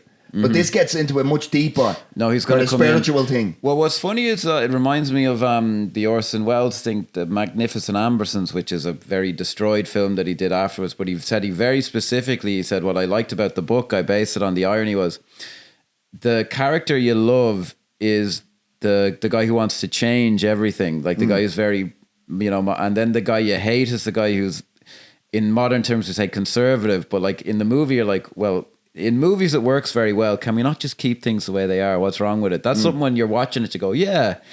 And then in that movie the nice guy is the guy who wants to change things, but in this film they do the thing of like, who's this Yank coming in, fuck it. Now they don't portray him villainously, the same thing as in Magnificent Ambersons, but at the same time you're completely like, what the fuck? Like, what do you? He just has no regard for the land. I think would it be because obviously it's changed from the source material? Would you think that's because at the time America capitalism? Because I mean, the 80s in Ireland were a dark place. Like, do you know what I mean? It wasn't as if we didn't really have.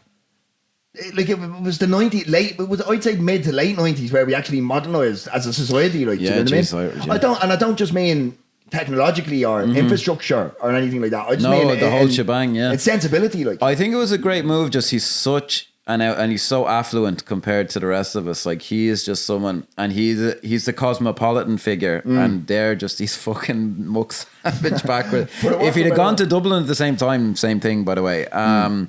Yeah, I just think it was a great move. Now, whether it's a little obvious or something, but then, like, what's more obvious than it being a Brit or something like that? That's even more. But the fact it's a Yankee, we don't really have, at the time, we didn't really have a beef with. It was more just like, he's going to come in here and he thinks he's from here. Like, that is very tied to the Irish-American identity. Oh, yeah. You think you're from here, but you're going to come in and you're going to want your lattes or whatever, and you're going to gentrify the whole area. And there's something horrifying about it. Whereas at the same time, like, I'd be someone who'd describe myself as liberal and I'd be very progressive for change. Not fiscally. So why, yes, I have my limits, folks. But I would be someone like, the Yanks' ideas of progress, I should be more on board. But when I watch the film, I'm like, oh, Jesus, no, could we not keep things the way they are? But then, having said that, the Bull mentions he has linoleum on his floors and he wants a tiled roof. Maybe there's a touch of the capitalism in all of us. Who knows? Who knows? So because that actually should be pointed out as well. A lot of the times when Bull returns home after a big fracas or something, he's fixing the roof. Yeah, yeah. And he takes out his frustration on the roof. Yeah. No, he wants, I don't know, he wants to stay there, but he's like, I don't want much. I just want a tiled roof, and it's the fucking height of luxury. Yeah. It can't be the 60s. I know we were fucking backwards, but it can't be it has to be the 30s. But as soon after that, because when did they have things like that? Do you know, it's a fair question, because I would say I don't know now. Like, yeah, I'd have to be fair and say I don't really know. Like, there's some stuff in the film I'm like, for all I know, they were because maybe like, because I mean, you hear about it now with water cannons and protesters. Like maybe there was one floating around the island somewhere, like a crane. No, well, it's just like, I mean, and the film, it is the Paddy Wackery accusations are fair. If this is set in the 60s. Like, my dad knew who the fucking Beatles were and all this. Like, there were radios and all this. Like, people just... Although, that would have been electricity. I don't know, but my dad's family were not wealthy. They were not the local aristocracy, like. And he fucking knew, like... He was a fairly modern kind of guy now. He was from the countryside and all this. It has to be the 30s. Now, if there's problems with that, then they're anachronisms. It's not because it is actually a different decade. But I've seen mixed things on it. And it doesn't say in the film, as far as I know, yeah. Look at the gravestones and we'll see. That's not a bad show, actually. We'll zoom in at Seamus' gravestone. I think, but the transfer from film to DVD is so poor that, like, I don't think you'd be able to make it out. Like, it'd be like watching a VHS. I know, yeah. Jeez, we'll have to do a deep dive on that. Maybe there's a YouTube video on that. Which when is this film actually? Because the digger at the end, there's no question, that's not from the 1930s. No. But then I think the next kind of big thing is the murder scene. Yes. Now, this, because we spoke about what we think of Toig. Like, is he a bit touched or what? But, like, there's no getting it twisted here. Like, the pressure on that boy from his father, the Bull, is insurmountable. What I find interesting is he seems a lot more normal, to be honest, later on, when he's with the Tinker girl and he's just allowed to be himself, like, where he just comes off as like your typical kind of braggart jackass when he's I killed a Yank, I did it, and like he just seems like a normal kind of an Egypt guy. But like, if you look at a lot of the scenes between just them, just father and son, they're deeply uncomfortable. Yeah, like it's like it's like you want them to be over. Like, you want Toig just to go. Yeah, I know he is so living under his shadow, just nodding, and you can tell that the boy doesn't want to be. Like, do you know what I mean? Like, and he's so and like just saying that he killed him. At least he did something. Like, I was a big man for a moment. He just murdered a fucking man, but although he just expects she'd be like, good for you, which he kind of is. Yeah, to be fair. Well, I mean, you look at what she's portraying and how they're viewed by Irish society. Do you know what I mean? That's why you wouldn't. Well, they were supposed to have been kind of on the Yank side because he bought them all booze, didn't he, or something like that. You never see the Yank do anything nice like that, which is an interesting. Well, no, it's mentioned. Like, it's mentioned because when he goes to try and sell the cows to try and get up the money to £100. Yeah. The Tinker girl who's there goes, he was there. There's not a soul in the town that didn't get a drink. So he's stealing the Bull's thunder. It's mentioned, but I just thought if you saw him do it, you might be more like, he seems like a grand fella. Because I mean, you look at Toig, and like he's crushed under the weight of his father's expectations. Yeah, he's worse. Like, it really brings out the worst. It's really because that's the thing, and he doesn't want to. He just wants a simple life, not on the land. He wants to be a tinker. Like, you look at how quick he goes to travel. Like, you know, he wants to just not be. That's a really actually interesting point that just had to dawn on me. He doesn't want to be tied to the land, which the Bull is. Yeah, and can't get out from. Well, he's tied to the whole thing of it, like the land, the legacy, the having an heir. And Toig doesn't want it. Toig, like, not to put it, like, I mean, obviously for people who don't know, the travelling community back in the day did travel, whereas now they don't. Like, there's a different. It's very different dynamic now. Yeah. And they were they were called tinkers because they used to work on tin or something. Yeah, what they do is they travel from place to place and they'd knock and say you had pots and pans, they'd fix them for you. Do you know what I mean? And now it's Targ McAdam. Do you know what I mean? Yeah, tinkers, you don't hear that used much anymore. Not really. I don't even know if it's an offensive term. Mostly travellers now. I remember. All I know is I saw in an Irish language book once, and they were called like tin cares, like with CE fada IR. So it seems to be a general term. I don't know. But that's what he has the soul of an artist, Toig, whereas Bull is very much a machinist. What's funny is he longs to kind of get away, yet there's no sense that he's more intelligent, like that he's more esoteric. He's just just get me the fuck out of here. Like he just wants, because I mean it's touched on like where he asks the Bull like how Shamey died or what age was even Shamey died, because obviously it's so repressed. Like, he has no clue about his own life. He can't even remember the kid. And that just adds to essentially making him a bit of a fucking weird wallflower. Like, do you know what I mean? Like. No, you get the feeling like if he got away, he might actually. And you have to understand, turn out okay. We're looking at a guy who isn't. Right. We're looking at a guy who isn't harsh, silent, or emotionally repressed. Now, let me do this because I'll go on. So we're looking at a guy whose only view of masculinity is harsh, silent, emotionally repressed, and he's none of them things. Mm-hmm. But that's all he's ever known and all he's ever seen to his father. Mm-hmm. Well, he doesn't understand like the way he's tormenting the widow. Like he's just he thinks that's what his dad wants. Yeah, and of course it's not at all. But that's his way of like, I don't know. It's like kind of getting away with doing what he wants. He's more of a joke. He's more of a free spirit, I think. Do you know what I mean? Possibly, yeah. Well, as I say, you definitely get the impression like if he got away from his dad, he'd be doing a lot better. He might flourish a bit more. Like, but the problem is he's now a grown man and he's probably stunted to the point where... And he cannot do even his mother's like, he can't fucking take care of the land, you jackass. We'll get to that because so he's fighting him and he can't even do that right. The Yank seems to have some boxing experience and he's just fucking laying into him. Like I had to say, John, as we've sang the praises of Jim Sheridan now, let's poke the bear a little bit. He does not know how to direct a fight. No, it goes on a bit too long. And it's just... here's where you want some heavy editing. Yeah. If you have two guys if you're not going to properly choreograph a fight, you need heavy editing. Just show me bang, bang, bang. Yeah. Don't. I thought like the beats are all there. I thought one of the issues was they needed to make more of a thing of when he whacks the Yank with the stick, because Tom Berenger needs to be a bit. You need to believe he's a bit more out of it, because Berenger's like a big strapping kind of a guy. Now, Tig, you can well believe he'd just be like, all right, you can push me under the water. But the Yank... No, but there is that point where he crushes the two skulls together.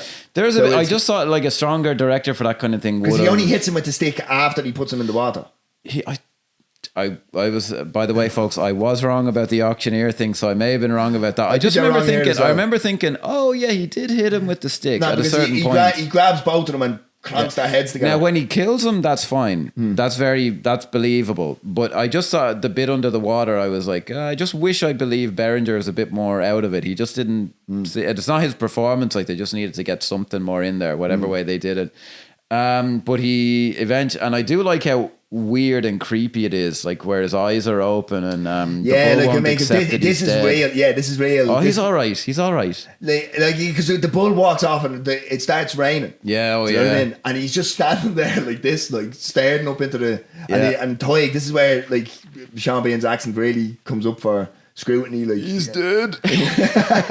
So he's not moving. He's not moving. Yeah, it's well. Look. Yeah, what I found weird was fucking the bird is watching the whole thing like giggling. I thought they'd make a bigger thing out of that. No, because what happens is he goes to the bar and he kicks the bird out because he knows that the bird is going to talk. Do you know what I mean? Yeah, he kicks him out so he can explain to them what's going on and what they're going to do. Yeah, and to all the normal fellas in the yoke. And then, I just thought it big because they do make a thing of it, like because he thinks the bird ratted him out at first, but then it turns out he didn't. So I'm like, well, why did he need to be? It's nice that he's the one. It's nice that it's the bird who goes like, I'll tell you who sold you out. It was your son, because he told that tinker woman and all this. But I just thought, they're going to make a bigger thing out of this. So I think that maybe was just like, we need a bit more here from the play or something like that. It's fine, like it doesn't bother me. I just wish, the fight had been a little tighter. Yeah, well, it's not great, like because there's a lot of wide shots as well. Because I think what Jim Sheridan wanted, he wanted the spectre of the Bull McCabe, because there's a lot of shots where you see him in the back, up high, watching down on the fight. Yeah, so I think there's a lot of that in it. But I just think tighten it up, get a bit of Paul Could have been Greengrass yeah. going. Now the bit where he kills him, which is the important part, is fine. Yeah, and as I say, I like how weird it is, like the way his eyes are open. Because then he's breathing for a second. Yeah, and then he stops. And this always struck me as just it's very there's something very kind of because it gets bright very quick. Yeah, it seems to be a weird cut. And fucking Board is still sitting there. I was wondering, like in the cinema, was this a bit darker? Like they shot it in the day and they darkened it down, and then on the version I watched, they didn't. And Sean Bean's like, the sun's coming up, and I'm like, it's fucking up already, mate. Yeah. What the fuck? It's a small thing, but it was. Because it always question like how long is he standing there holding the because this happens as well. That was good though, where he's called them shamey and all. Yeah, like this because he cracks. He has a psychosis, like he has and an episode here. The wife picks up on it, yeah, and because it happens again, which we'll get to. Yeah, but so they get home. The Board. He won't even go to the auction. The second time sends around, the bird. He sends the Board to it, but I thought this was amazing that he's in the pub waiting, and it cuts in because then you hear the auction going on outside, and. Oh, it's just fucking like. But see, the thing is, again, maybe this is an issue I have kind of with the craft of the film is in terms of the editing and the kind of storytelling. Is I assumed watching it when the Board goes, well, he won't be here, and he's like, I was like, he's ratting him out. Like, I thought something was up there. Yeah. It's not made clear that the Board is there. He's pulling the strings of it. I thought the Bull was still at the riverside. I thought the same. And the Board just said, I better go to this auction. It just kind of jumps or something. They don't even have a fade to show. If I had to, because we've sang the praises so much, we do have to kind of call out when it is. Yeah, true. Yeah. Do you know what I mean? It's kind of a bit of clunky storytelling here. Like it is. It's a bit. It doesn't seem to be on purpose that you're confused. Yeah. And but then when it cuts into the Bull sitting in the bar. There's just a presence. There's a feeling. It's like, oh my god, like something's open, something's cracked in this guy, and it's just I don't give a shit anymore. Like, then I think it's straight into the scene with the wife where she eventually starts speaking to him, and Bull, don't crack, don't crack, don't crack. He really. I hope that's actually what he says because I often say something that she says. Don't crack. She definitely says that. Because I just notice I often get maybe one line of dialogue wrong and I'm pilloried for it. Well, I said few instead of couple and I go, fuck it. This scene really reminded me, the way he starts then talking about Shamey, the dead son, and it really reminded me of when my grandmother died. But we called him Papa, the grandfather on that side. We went down to visit them kind of soon after, and he was this very typical, from my point of view, and my cousin who does listen to this would have had a very different relationship with it because he lived with him.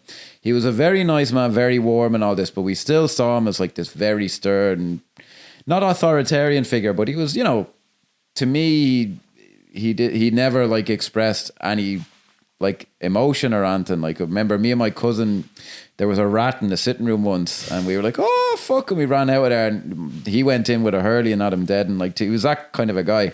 So we were down visiting soon after my grandmother died, and me and my brother were sent to his room to kind of say goodbye, sorry we were leaving. And my memory is, and I remember not even really understanding what was happening. I think he had like a bit of a breakdown, and he just started talking about my grandmother, and but it was weird. He was talking to us, but he wasn't talking to us. It was like he was bouncing words off you, but you weren't there. It's like we weren't quite there. And I remember me and my brother not quite like. He was talking through you, like and he was. As far as I remember, he was like kind of crying and stuff. Like he was like, "Oh, to see you." And he just we just didn't. Now I would have been maybe 10 or 11. I didn't understand even what was happening, but he had to get it out somehow. Now I don't know. He may have done it all the time, but I just remember. And he just so reminded me of the Bull, reminded me of him in that scene, and vice versa. I was just like, oh my, it's hard to express yourself when you're in certain contexts, like, and it's so. This is again, to me, this is just like, well, why doesn't everyone see how great this is? And I think it's a great the way the turn it takes now is like now Bull has won. Do you know what I mean? He's got the land. Got everything he wants. He's got the land. The outsider is gone, but he's not happy. Because that is just a great allegory for just life. When you think, oh, this will make me happy. I'll be glad once this happens. It's going to happen, and there's going to be something else that's going to pop up. Like, I mean, I hate not to put. Like, I mean, pop psychology like is fucking nonsense. A lot of it, but it's true. Like, you put all your time and effort into this, but remember, at one stage you told yourself that once I have a podcast, I'll be happy. Yeah. And now you have it, and you're fucking as depressed as ever. There's always something else. Do you know what I mean? Like, but I think it's very well explained because it's not said. Oh, now you're not happy, or you have. Well, I mean, Toy kind of does go. Oh, you've got the land. You should be happy. Like, he does a bit, but yes, it's just. I think it's just. Well, it's so written told, on his face, like, you know, it's amazing, yeah.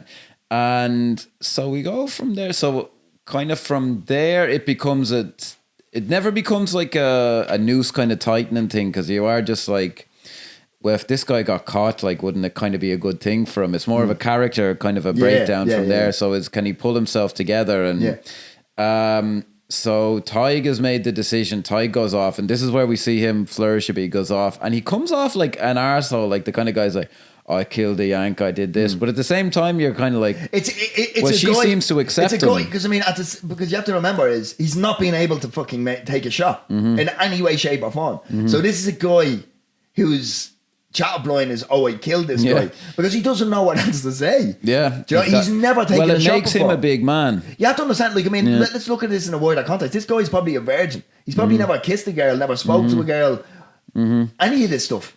And so like, I mean, we can say, oh, it's him showing off. It's a fucking poor guy trying to better his life and break out from the shadow of his father. Well, the other thing is he shows up because he's still fucked up from the yank, and one assumes it was his father who did it. Exactly. And then later there's a bit where he goes, "If your father, I'm just going to do a Northern English accent. Yeah. If he touches you again, I'll kill." Sorry, it's a shitty accent, but anyway. No, because she asks him, "Would you kill again?" After they've done the deal, the beast with two backs. Yeah, we got it in there.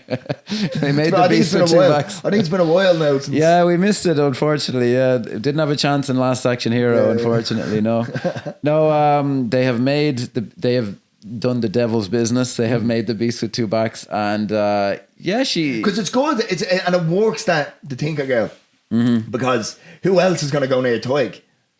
I always just kind of took it as she goes, "You're kind of good looking." I don't see there being any deep connection. I think. Oh no, well, she quickly falls in love and they're getting married. Like, do you know what I mean? Like, essentially, like, do you know what I mean? Yeah, it didn't have an issue with it, but I took it as the Irish thing of, oh yeah, you'll do any part in the storm. Yep. No, because I mean, I think it makes sense because she's a pariah in this society as well. Like, do you know what I mean? Because I mean, even in the dance hall scene, it's like nobody will dance with her, and except Tig, and the only reason Bull does is because to keep Tig away from her. Like, do you know what I mean? I know, yeah. So they're both outcasts essentially. So it is nice that they come together. Do you know what I mean? Yeah, no, kind of. I did just take it as this guy's a fairly good look. I don't know how much of a deep connection she's looking for. Him, I can believe he'd be like, he thinks he's in love with her. I think the radical acceptance of her. Yeah. I think is enough for her. It could be the fact that I think she loves that he loves him. Her. Yeah, possibly. She loves that. That's a good point. Yeah, he doesn't. The only reason he doesn't go through it and she'd understand him well enough is because of his father. So I think she's like, fair enough. Yeah, I think maybe I'll redraw my line and it's an excuse to rewatch the film, which is very good. So following on from that, this is where we have the priest who I like how the priest he's often undercut his the morality, like the way Bull kind of says like, oh, you're this and you're that, and you wouldn't let me. I know actually it's his wife who says the thing about but this hasn't happened yet, because you remember they go to church. And in the church, the board O'Donnell turns around and says, "Don't go to church. They're going to call you out." And he does exactly the opposite thing. And he sits out. And I love the fact that he's in the front row and there's about 2 or 3 rows bare behind them. Like. I know. Yeah. Well, what I was going to put, I was watching this last night, and I thought I remembered it perfectly, and I fucking was watching. I was like, I'd forgotten so much, but I was watching. And I'm going like, are they going to do like? Wouldn't the mass have been in Latin in the 30s? Is they going to do like a Latin thing, and then he just immediately, which for drama sakes is much better, he just launches into his spiel or whatever. But he's a brilliant actor. Isn't it John McGinley or is it Sean McGinley? Sean McGinley. Yeah, he shows up. He's from, like, I mean, people in Ireland would know him very, very well. Yeah. I'm not sure he travels too well. He's in Republic of Doyle, I believe. Okay. It's a Canadian He's production. Great though, and he's very like... What I like is he's had his authority undercut, but he is just like, whatever about my issues here, I'm an outsider. This is wrong, and I stand by it, and I'm going to have to take a stand. It's beautifully point made is where the bull outside, whereas you close the gates. Oh, you close your gates during famine as well. Like, do you know what I mean? You wouldn't notice. Like, at no point, Jim Sheridan's making sure that he's not pro-religion throughout this film. Yeah, like. that scene I saw is different. I saw it as he hasn't an ulterior motive there. He is kind of saying like, who are you to judge me? Whereas before, when he brought up the famine, there was a touch of like self-servingness to it. Yeah. Whereas with this, he is just like, you fucking judging me, you pricks. Like, well, yeah, you just murdered a guy. You fucking bashed his brains. But I like that but there's enough of a sting to it that you're like, yeah, he has got a point. He has got a point. And, you know, the church in Ireland, this was actually the film was made pre the dramatic downfall of the Catholic Church in this country, I would say, which isn't to say it's down and out or anything, but don't ever forget Hardly what they did the when they had it their own way, folks. Don't ever forget. See, the problem is now is we live in I suppose, not to overly go off topic or anything, but we live in a major society, political thing to say. We live in a society now where it's, do you remember back in the day? This wasn't like this then. When there was no foreigners and women were fucking locked up in Magdalene laundries and fucking like, don't give me this bullshit of back in the day or back in my day. Your day was shit. Yeah. No, I mentioned earlier I was at my dad's remembrance mass and the priest was great. Look, he was quite funny. He literally said, have you noticed that now? That priests have now become stand-up comedians. Yeah, he literally said in the first 2 minutes that gobshite Trump, and I was like, great, but I don't ever forget what this country was like when they had it all their own fucking way. That's all I can say. He was. I'm not blaming him, but he is a part of an institution, and I don't care for what they did to this country back in the day. We don't have to touch. My young one was there, and she was fucking asking all these questions like, "Oh, who's that? Oh, it's Jesus. Why is he on that thing? Oh God, he was killed by some lads. Why'd they want to kill him? Oh gee, the fuck out of the mouths of babes." But we get from there. So then is where they bring in the very anachronistic digger, which looks like something from the 1960s. Now, because what happens here is the Tinkers see the horse. Yeah, it is a little. Yeah, that was actually nice. The visual kind of metaphor of that. Yeah, because there is a great shot of where the donkey would surely be decomposed or beginning to decompose, but it's the same donkey and it's them and the Yank character face to face. Yeah, and it's something really chilling. Something very evocative about that. Yeah. The fact they ended up in the same spot. Yeah. So they bring in the dig and. It is a little uncertain even. You kind of know because it never is played like the Tinker Girl betrayed him. But it is the problem that I have with this part as well is there's clunkiness to it. Yeah, because we don't see. We hear the board O'Donnell who's been the doors are locked in the pub and they're being killed. Everybody is in on it. Like, do you know what I mean? They all assume it was the board. That was very good. That scene. Yes. After that is where it gets a little like because we don't see. Like, and the time, how long has happened? What's the time? It's a little unclear. Yeah. What's the word I'm looking for? The time span.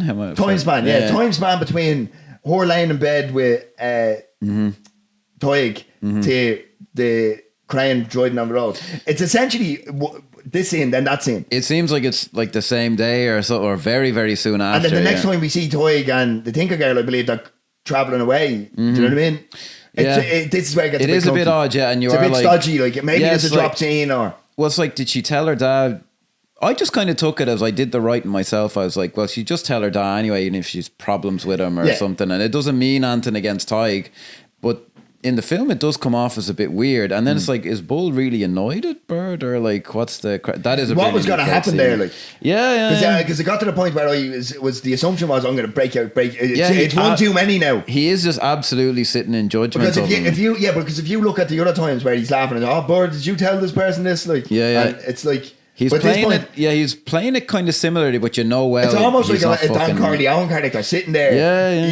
Your fate is sealed. You've done it one too many times. Yeah, now. He's still playing it like with the humor, but you know well, like he's not funny. No, this isn't funny. Like, yeah, don't you be funny. And again, you feel bad for poor Bird because it's like, I know all the other times I've been lying, but now, and you know well, you're like, he probably didn't do that one. Yeah. So they pull, and I do like the image, the way they pull the Yank out of the sea and all this, and then by the way, that wouldn't happen like that. Do you know what I mean? No, it was way too easy. I'm like, how did they fucking hook the How hook did they get it onto right between the label on the back of his Yeah, shirt? it was a nice shot. Yeah, I think maybe scuba divers. Now in the thing that 30 I really get, because this is where he starts to crack. Mm-hmm. The psychosis kicks in because he looks at him and sees the image of him hanging, and he goes, "Shamey," like that was powerful. That's where he starts going. Yeah, because like obviously at this stage we know Shamey's died by suicide and he hung himself. Yeah, and he's hanging from the and he sees him hanging from the crane and he goes, "Shamey," that's fucking powerful. That's good stuff. And then obviously like he cracks then because what is it? Yeah, this is where the confrontation with he's had he's having the we kind of skipped over the confrontation they all have in the house with Tig and the Tinker woman where he's like, what did he say? Get that whore out of my house. Don't call her a whore. And then he goes, get that Tinker whore. So I was like, because the way he plays it, even you're like, I thought he was going to concede a bit to them. I won't call her a whore, I'll call her a tinker. And then he fucking like doubles down on it. And I'm like, and he goes, if you call her again, I'll kill you. In the north we remember what winter is coming, but that's a very good scene. Yeah, the way that's all done, and he is just like, you don't like, everyone is just like, you don't get it, Bull. You just don't get it. And Tig doesn't care that she sold him out or whatever. It's just like, I am out of here. And I won't let the door hit me. The seal completely cracks on his brain, and he's like, he's not even making a coherent sentence. Yeah, he doesn't care anymore. Like, it's like everything's gone. It's like Shamey's gone, Tig's gone, and it's like the land. It's all gone. Yeah, if he's not here, but I love the fact that he goes, I did not, because Tig goes, you've got the land, and he goes, I did not want the land. I wanted it for you. Yeah. Oh, and that tough, is just fucking powerful. That's very, very Irish.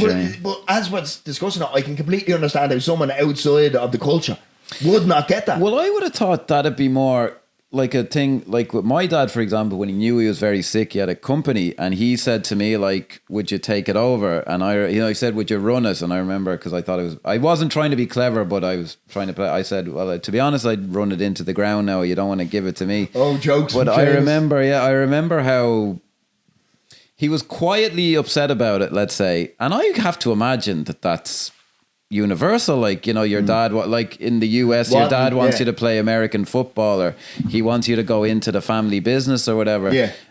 And you want to be a fucking jazz dancer or something. Yeah, I am just amazed that it doesn't travel as well. Translate, it must be too specific or something. The only thing I can think of, because you're dead right, because they want them to be a sports star or they want to follow the family business. It's the same basic thing, isn't it? It is, but there's something. It's the way it's the land as a character. I know. I guess it's something very particular about that. That's very they find it hard to relate. I guess. Yeah. I remember a guy. Because land's not an issue to an American. Remember this. They were told when they got there. Their grandfathers were told, go and take anything you want. Is it? That's what foreign away is about. Yeah. So land to them, and I'm not being facetious saying that. Like that's what it is. That's the frontierism, and like that's what they were told.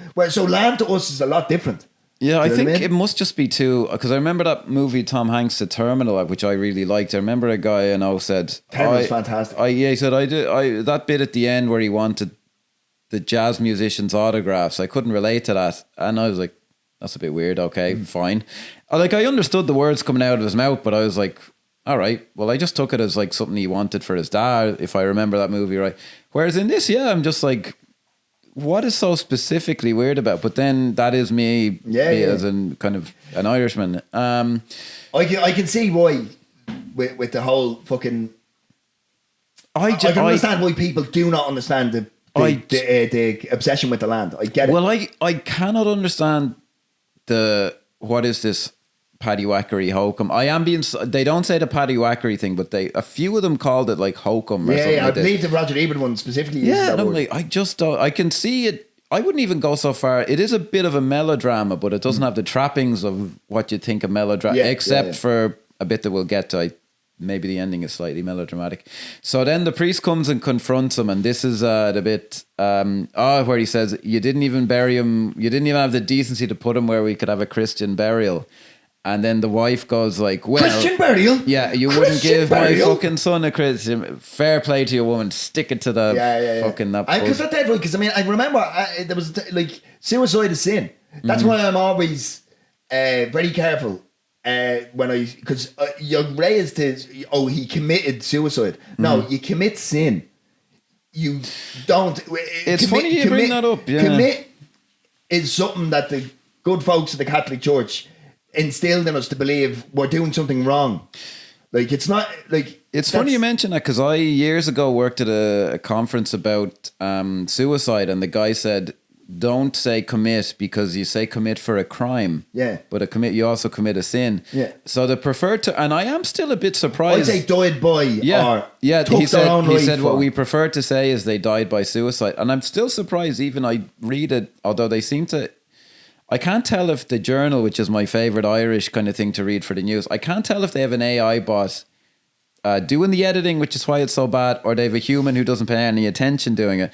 But they're It's quite a human using AI. Yeah. Don't correct the grammar. Just but like, I'm amazed because they're quite right on. They still say, as far as I remember, occasionally committed suicide, and I always just thought that is the I just naturally say it. Sherlock or something, like, is he not a fucking fundamentalist? Like, I just thought, oh, JC, you're over my head. I don't know, but I say it because it's what I heard my whole life. Exactly. And you kind of find yourself saying it. But because I believe it comes from that, because the church would not bury you if you died by suicide. Yeah, they wouldn't respect you. They'd go, you're in hell. Mm-hmm. Like, do you know what I mean? Oh, yeah. And that's why he's buried on unconsecrated ground. And I love it seems unnecessary. Because Bull goes in then and just snaps. Picks up the shovel and goes, I'm reburying him. Yeah, I'm digging up Shamey and putting him with his grandfather. Yeah, doesn't say in the arms of his grandfather or something. Christ. Yeah, for an Irish person, smashing the place up. Yeah, like.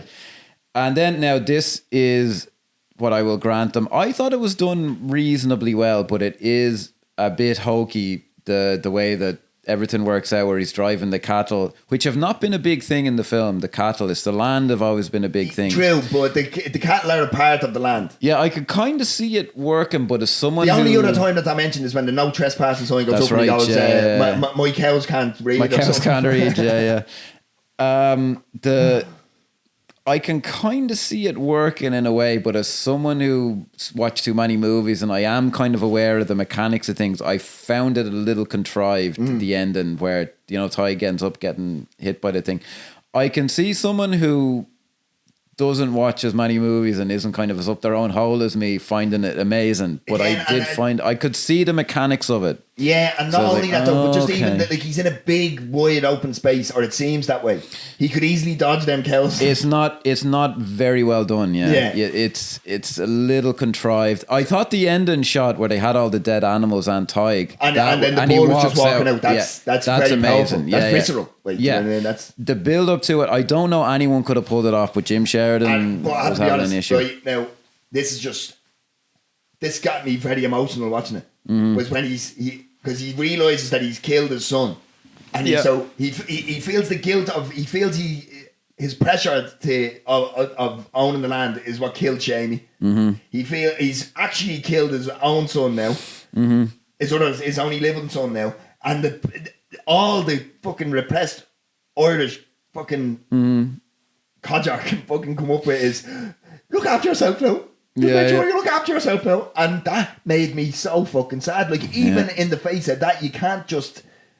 And even then, because that's when once he says that, that's when he snaps. Oh, come away now. Yeah, he tries to stop the waves. From washing them out. Like. Yeah. Now, I got the feeling he's just going to keep walking. I don't think he's coming back. No, Somehow, yeah. Yeah. No, I completely get that. Although the very ineffectual local sergeant is the only police waiting for him, but I just get. He's gonna walk to the USA. Over that water. Yeah. But I always find that terribly fucking moving. Is that all this has gone on, and he can only bring himself to go, look at yourself now.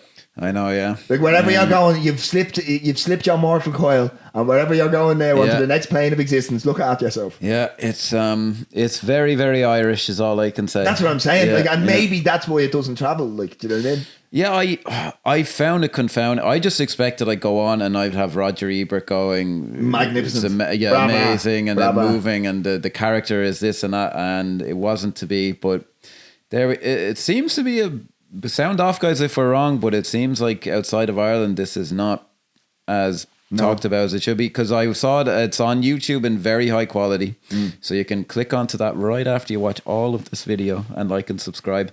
And there was a comment where someone said, I saw this in the cinema and we all just sat there in dead silence even through the credits when it ended. And because it's sorrowful, mournful. Yeah, let me get the statistic again, because the difference between the critic score and 43 to 82 43% critics and 82%, which is like Shawshank Redemption. Not quite, but it's near there. And that's like fucking... I'd be interested to see what the breakdown of where the people who have given it 82% are from.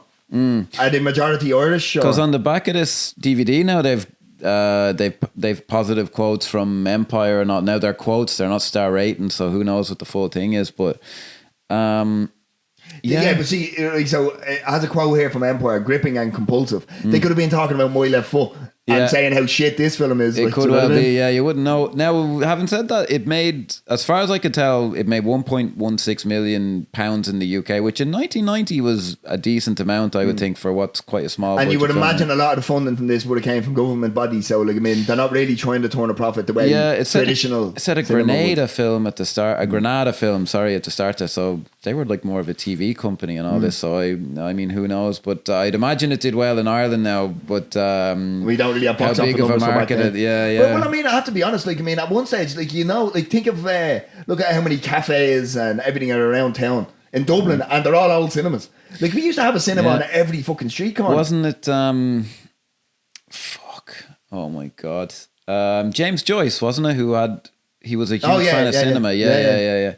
Oh yeah, we used to be big on that. I remember, Michael Collins was the other fucking thing. Oh my god, how big that was. And this would have been even the fact. You probably remember that being shot and everything. Like. I do, yeah. I remember well. Yeah, I remember it got a 12's rating, and we were watching it, and then in the first minute, my Liam Neeson's like, "Oh, look at this! It's fucking deadly." We were like, "Oh, there's bad language," and it got a lower rating because they were basically like, "Well, shouldn't everyone in Ireland see this? This film about this great Irish patriot?" Yeah, it was actually in the 90s. It was a good time for movies here. There's a Brad Pitt film being filmed here now, I think. But no, we still have loads of films being. It was a bigger deal back then. The industry people are working here, but Quentin, like, there's a time in the 90s, and then even into the early 90s, like where you had like intermission. That's right. Yeah. Things like that. Like, that was the closest semblance we ever had to a wave of Irish cinema, I believe, in Ireland. True, yeah. And it's just like, I mean, the industry is alive and well here, but we're not making. Ever since Love Hate kind of killed the Irish cinema. The reason being is because every film that's come after is all some form of gangster, fucking Irish scumbag, fucking drama. Do you know what I mean? Yeah. There's very little. Like, we used to be a real Sing Street country. was kind of. We used to be a real country. Sing Street was post Love Hate, wasn't it? Yes, it would have been. I think that travelled fairly well. I remember being in Japan and seeing a billboard for that or something. See, the thing is, that was made by the same fellow who made Once. And when it comes to Sing Street, I always found he was just trying to capture that line in the bottle again. I remember seeing the trailer for Once, and I was like, it's shot on a fucking handy cam, that fucking Glenn Hansen, and it was just at the time where I was sick of that type of music, and I horribly missed. Then when I saw it, I was just like, oh my god, this is fucking brilliant! Like, it is made for about 12 quid. Yeah, stop what you're doing and watch that film. It's fucking. But I was so profoundly wrong about that film. I couldn't get. But a lot of it's tied to all of it, everything it was doing, I was sick of at the time, and then it just happened to be fucking amazing. Yeah. Before we digress any further, will we just 3, 2, 1 on what we think a non-submersible unit is? Bull McCabe. as a character, as a performance, as everything, it is just fucking magnificent. We do not have a lot of Irish character archetypes outside of like Cuchulainn or some shit like that, which I don't feel much of a connection to anymore. I know we grew up with it, but he is an Irish archetype, and we're kind of starved for him. And if you don't know him, you know, you're related to 6 Degrees of Separation to somebody who's like that. You know, someone who's like that. Yeah. Amazing. Star rating, which is slightly more difficult. I'd go 4.5 just for some. I think so. Yeah, 4.5. Yeah, it's some of the like. I can't get. There's just there's clunkiness in it. I love it. Now, if I was to go pure heart, I'd say 5. Yeah. Oh, it reaches heights that some 5-star films don't get to. And I was wrong about The Auctioneer. But anyway. But I give it, my heart says 5, but because of the certain clunkiness in it, Yeah, I have to go 4.5. I just think the ending. I just think if they could have done it if they could gotten to the same point in a different way or something. One of the things that we haven't really touched on, but this is the filming of a play essentially. So it is. It does trap itself in. I never felt that watching it though. That was a common complaint. Yeah. But there's parts of it that can't be fleshed out enough. Yeah, there's bits of it that I can kind of feel, okay, they were just kind of adding stuff in, but I didn't take that as being a play. I took that as being an adaptation, if you know what I mean. But yeah, maybe that's because of it, but I don't feel that. But I just feel, if they just could have come up with that in a slightly different way. But I just think overall, like for a film portraying part of the Irish character so perfectly in a big way, fucking brilliant. Like, and to Roger Ebert. Yeah. Fuck you. Well, he's long dead now. Yes, maybe he rethought it. Maybe his dying breath was wrong about the field. We should feel terrible now. On that bombshell, I'd like to thank Max Power 2963 as well for the. Thank you for the. Yeah, this was very interesting. It's not something that we probably would have ever chosen off ourselves. Like, do you know what I mean? I don't know why either. We should think of films like this a bit more. 100%. But it's just like My Left Foot would be a little obvious, and In the Name of the Father maybe a little obvious. Although having said that, I'm kind of curious now. But this. 100% nail in the head. Brilliant. Yeah. Thanks very much for the suggestion. Anybody else, any suggestions? Please do let us know. We will try and get through them as we can. Take requests. Yes, we do indeed. Thanks very much, guys. Yeah, cheers. Like, subscribe, all that good stuff. And we'll catch you on the next. Cheers, guys. Bye.